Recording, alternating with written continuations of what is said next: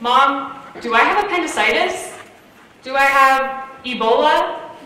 Do I have the Black Plague? Am I dying, or am I already dead? Now, I have a love-hate relationship with WebMD, and I'm kind of a hypochondriac, so it's pretty typical of me to ask my mom these seemingly ridiculous questions. But this time, it's different. I can feel it in my gut, and I know to trust it. Every now and again, my stomach hurts. I have cramps. I'm nauseous. There's blood where there shouldn't be blood. At first, I try to brush it off. I think maybe I'm crazy. Maybe everything is fine. But then my gut steps in, and it tells me that everything is not fine. I see a doctor, and he tells me that I have ulcerative colitis, which, believe it or not, I actually diagnosed myself with through WebMD. So what happened was I got a colonoscopy, which is, as you can imagine, a pain in the butt. But I told my mom my thoughts, and she brought me to a doctor, and he told me that. And I know most of you have never heard of ulcerative colitis. It's okay. I hadn't either.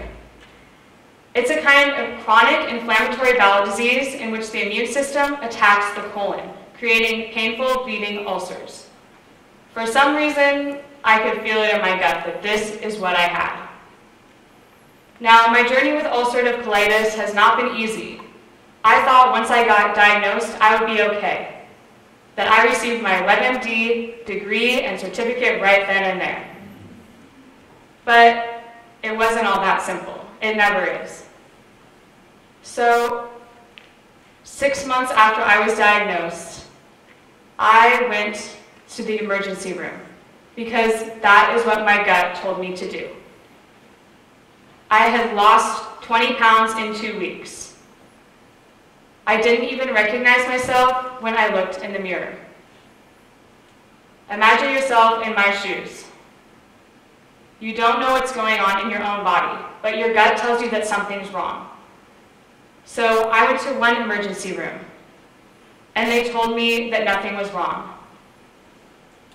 But I went to another one, and finally they helped me.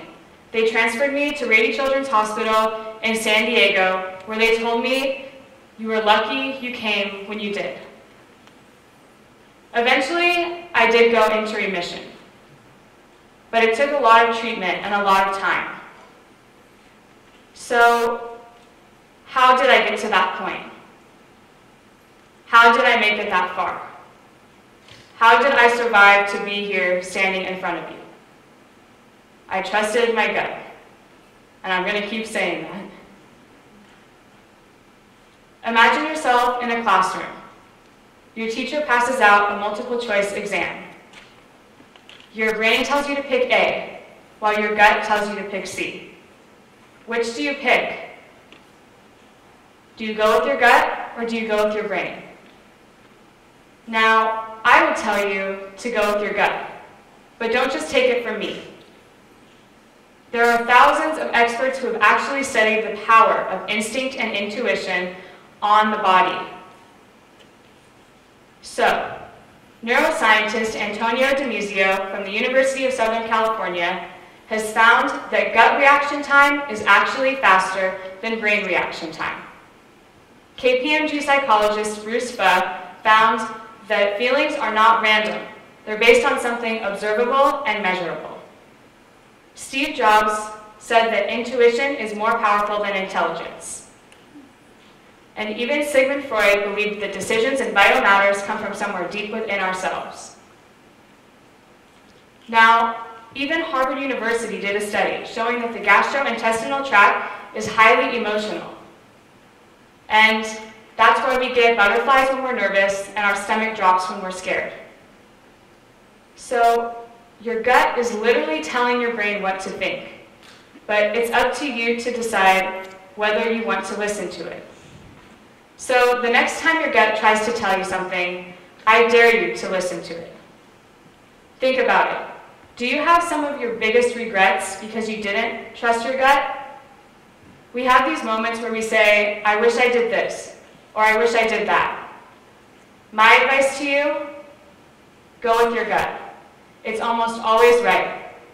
It's a voice that doesn't use words. And if you listen, you too may become a WebMD doctor like myself. Thank you.